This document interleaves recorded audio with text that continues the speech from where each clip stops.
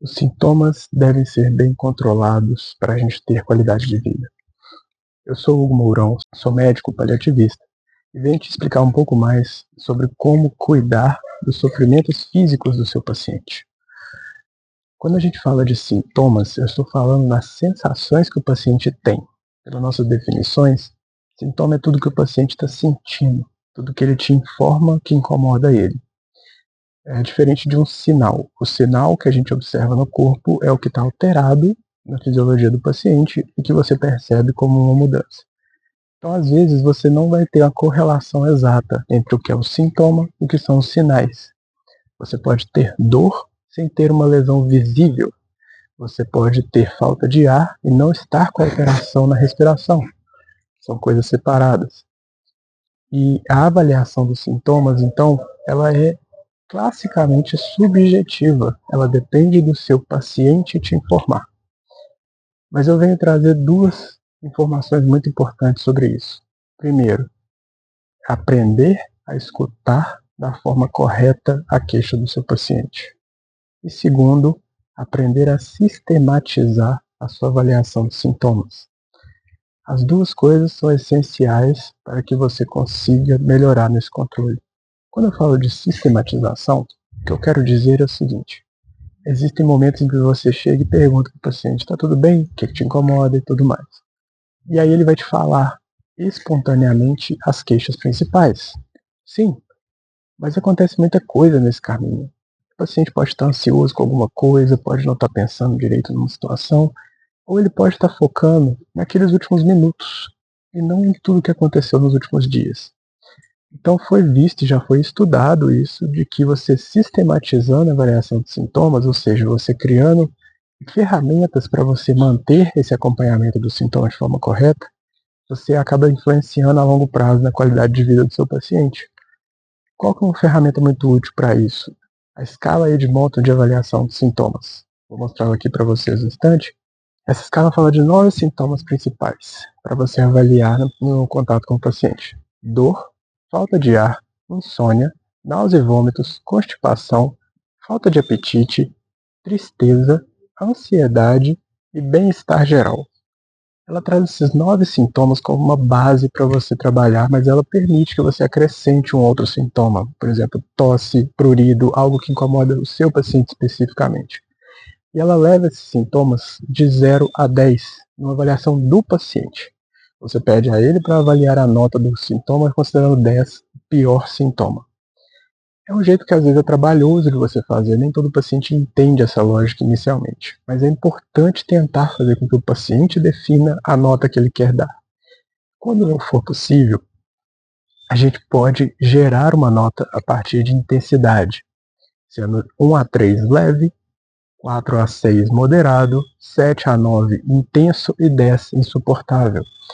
Quando a gente leva nessa tradução, fica um pouco mais aberto, mas também te ajuda a entender o sintoma. Quando a gente faz essa avaliação inicial, às vezes a gente consegue achar do paciente coisas que ele nem estava lembrando de te contar no primeiro momento. E aí com isso você consegue sistematizar melhor sua avaliação e você consegue criar parâmetros de comparação para você ver se as suas intervenções estão tendo sucesso. Então, por exemplo, eu estou com uma dor 6, eu vou tratar com medicação, quando ele volta ele está com a dor 3. Olha, a medicação funcionou, algo está melhorando ali. E também serve para você comparar as intensidades do que incomoda o seu paciente. Ele queixou uma dor 5, só que ele queixou que a náusea é 9. A náusea incomoda ele mais do que a dor nesse momento. Então isso deve ser levado em conta quando você define sua conduta. Essa sistematização já foi comprovada de que melhora a qualidade de vida do seu paciente a longo prazo, não só resolve os sintomas imediatamente. O outro passo que eu comentei é aprender a ouvir, a entender o sintoma. Não adianta só perguntar e pedir a nota. Isso é uma coisa muito simples, isso aí um teste de computador faria. Se você mandar para ele um questionário no WhatsApp, ele resolve. A questão é entender como esse sintoma está lá.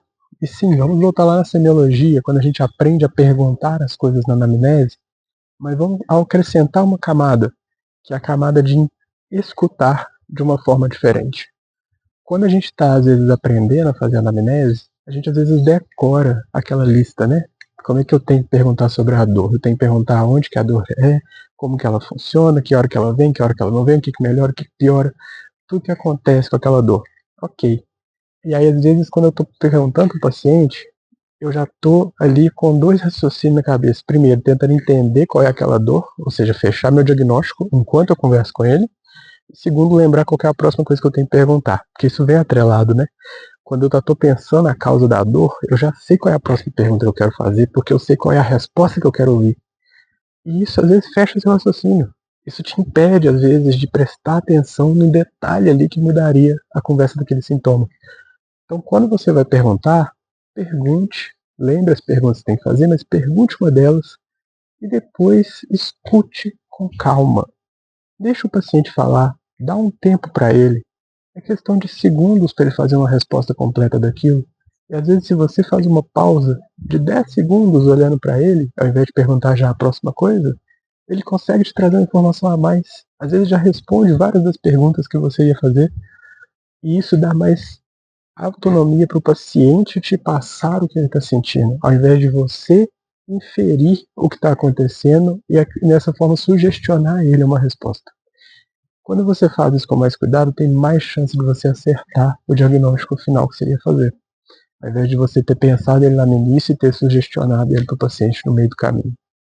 Escute com calma, avalie com muito cuidado esse sintoma e avalie todos os sintomas possíveis, para que você tenha abertura de tempo, para que você tenha o melhor cuidado para esse paciente, para que ele fique melhor orientado sobre esses sintomas também. Duas dicas finais. A primeira é que a gente fala um bocado disso no nosso curso, sobre como manejar pacientes em fim de vida, e também um pouco sobre isso na parte de comunicação, de como melhorar essa escuta nossa, essa situação. Então procure esses cursos aqui no nosso canal.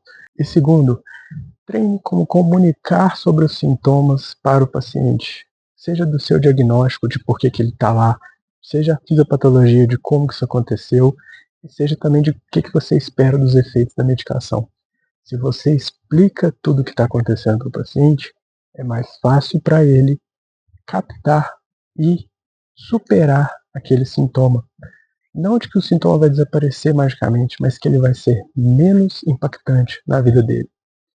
Se você gostou dessas dicas, inscreve-se aqui no canal, a gente tem muito mais conteúdo sobre isso e a gente vai falando mais desse tipo de coisa.